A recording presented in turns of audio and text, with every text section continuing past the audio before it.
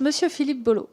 Merci beaucoup, Madame la Présidente. Monsieur le rapporteur, voilà notre Assemblée animée par des débats budgétaires intenses depuis quelques semaines et sur ce montant de 60 milliards d'euros qu'il faut aller rechercher, soit par des recettes nouvelles, soit par des dépenses en moins. Eh bien, ce montant de 60 milliards d'euros, c'est à quelque chose près le montant que l'État a mis sur la table pour les mesures qu'il a prises pour protéger les entreprises, les collectivités territoriales et les ménages face à l'explosion des prix des énergies sur la période 2021-2023.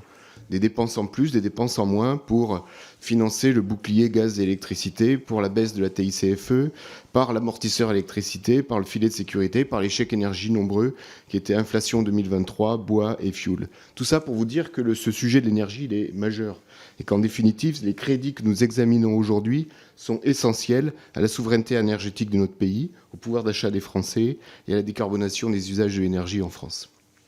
Pour le groupe démocrate, je voudrais revenir sur quelques-uns des points évoqués dans votre rapport et qui constituent donc le cœur de ces crédits énergie, pas dans totalité malgré le temps limité, mais quelques points qui nous semblent essentiels de relever.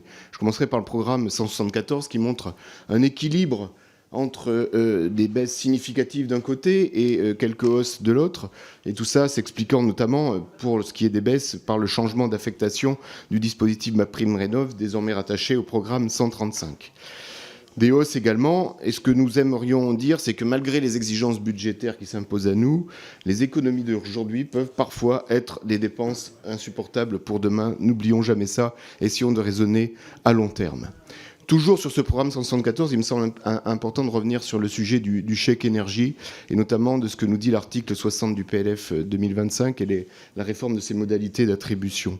Il faut être vigilant de ce point de vue, sur ce sujet-là, car les adaptations prévues, même si elles sont nécessaires parce que un certain nombre de paramètres évoluant, il est difficile aujourd'hui de cibler précisément les ménages qui ont besoin du chèque énergie. Ne pas oublier qu'avant, qu'il y a encore quelques années, quand on regarde dans le rétroviseur, le taux d'utilisation du chèque est, dans les meilleurs cas, de 80%, inférieur à 80% dans la plupart des autres années. Donc il faut faire attention à ne pas dégrader encore un taux avec cette réforme, un taux d'accès à ce dispositif qui avait été retenu, je vous le rappelle, en 2018 pour corriger le faible recours aux tarifs sociaux de l'énergie à l'époque.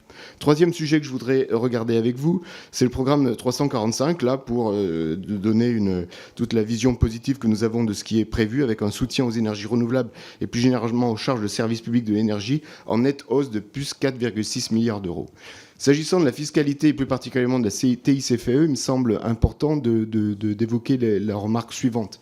Alors évidemment, que la TICFE retrouve son niveau d'avant-crise énergétique, ça va avoir une incidence sur la facture énergétique des Français, mais n'oublions pas que cette TICFE, elle intègre, suite à une réforme d'il y a quelques années, la TCCFE, la taxe communale sur la consommation finale d'électricité, dont le produit est reversé aux syndicats d'énergie, qui eux-mêmes sont un important effet de levier sur l'activité des territoires. Et donc, en définitive, cette augmentation, c'est une autre façon, c'est un retour indirect pour les ménages et les entreprises via l'activité des syndicats d'énergie. Pour autant, je ne suis pas en train de vous dire qu'il faut l'augmenter n'importe comment. Il faut rester vigilant et que ça ne soit pas une variable d'ajustement pour le gouvernement, pour avoir des recettes nouvelles, parce que toute augmentation se traduira par une augmentation du prix de l'énergie et pourquoi pas également par effet indirect sur une baisse de la production de certaines énergies, notamment renouvelables. Sur le casse-facé aussi, très important, il faut, vous l'avez dit, vous êtes plusieurs à l'avoir dit, c'est essentiel pour nos territoires ruraux, pour la maîtrise d'ouvrage dans ces territoires ruraux confiés aux syndicats d'énergie.